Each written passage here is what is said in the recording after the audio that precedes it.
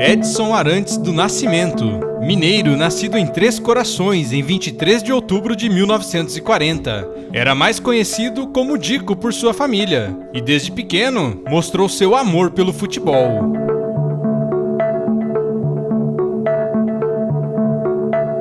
Quando criança, nas ruas de Bauru, no interior de São Paulo, Edson, ou melhor, Dico, mostrava suas habilidades como goleiro e toda vez que fazia uma defesa, gritava: "Segura, Bilé!" E eu como Pelé!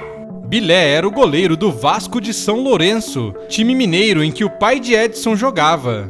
O único problema é que Edson não conseguia pronunciar Bilé direito por ser muito novinho, e quem ouvia achava que ele estava falando algo como Pelé. É Bilé, imbecil. O nome dele é Bilé. Podemos chamar esse daí de Pelé. No começo, ele não gostava de ser chamado de Pelé e preferia Dico. Mas você sabe, quando alguém não gosta de um apelido, aí é que ele pega. Ô Pelé, quanto custa pra engraxar? Não me chama assim! Pelé. E aos poucos, Edson deixou de ser Dico e se tornou Pelé, iniciando sua carreira profissional no futebol. Daí pra frente, acho que você já conhece a história. 3 Copas do Mundo, 77 gols pela seleção brasileira, 1.283 gols na carreira, 6 títulos brasileiros, 2 Libertadores e, por fim, um novo apelido, Rei Pelé. E Pelé foi muito além do futebol e por várias vezes se envolveu também na Fórmula 1, você sabia? Então, veja os melhores momentos do Rei Pelé na Fórmula 1, aqui no GP em Casa Plus.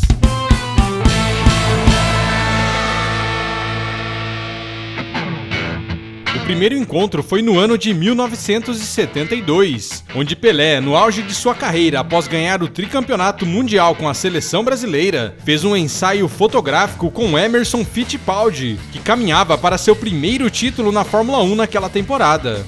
Nas fotos para a revista Manchete, Pelé e Fittipaldi trocaram de papéis, com o rei usando um macacão de Fórmula 1 e Fittipaldi vestindo o icônico uniforme do Santos. Esse encontro deu início a uma grande amizade entre os dois, que por várias vezes eram vistos juntos nos anos à frente. Falando em encontros, outro histórico foi o que aconteceu no ano de 1993, onde pela primeira e única vez registrada, o Rei Pelé encontrou o chefe Ayrton Senna da Silva. O encontro aconteceu em uma boate de São Paulo, onde Senna comemorava a vitória do GP do Brasil daquele ano. Para a festa, Pelé foi um dos convidados especiais de Senna, e essa noite foi chamada pelos jornais de O Encontro dos Tricampeões. Além de pilotos, Pelé também esteve dentro de um carro de Fórmula 1, como no início dos anos 2000, em que ele trabalhava para uma das patrocinadoras da equipe Prost, liderada pelo ex-piloto Alain Prost.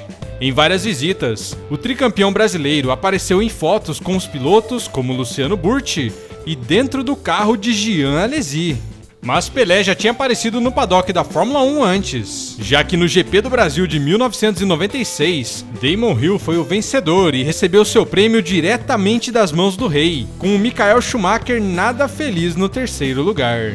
Mas essa tristeza de Schumacher não duraria muito, já que por várias e várias vezes Pelé e Schumacher se encontrariam, como no GP do Brasil de 2000, em que aí sim Schumacher foi o vencedor e Pelé foi o escolhido para entregar o troféu de nosso GP em casa para o alemão da Ferrari. E foi justamente com Michael Schumacher que um dos momentos mais marcantes e engraçados do envolvimento de Pelé com a Fórmula 1 aconteceu. Nessa ocasião, o brasileiro foi escolhido para sacudir a bandeira quadriculada ao final da corrida de 2022. Mas em um segundo de distração, o rei acabou perdendo a passagem do vencedor Schumacher, que dessa vez ficou sem receber a bandeirada. Vamos pro final da prova, o Pelé para dar a bandeirada, ele vai passar, Pelé! Olha lá que ele vai passar! Passaram os dois! Passaram tão rápido que o Pelé não viu! Em sua defesa, Pelé disse: "Olha ali que você viu que o diretor, né, de pista, ele me chamou para dar a notícia, porque ele estava com o rádio dele, não estava bem. Quando eu voltei, o Schumacher já tinha passado, ele era muito rápido." Bom, se o rei disse que a culpa foi do diretor de provas, então a culpa foi do diretor de provas e ponto final.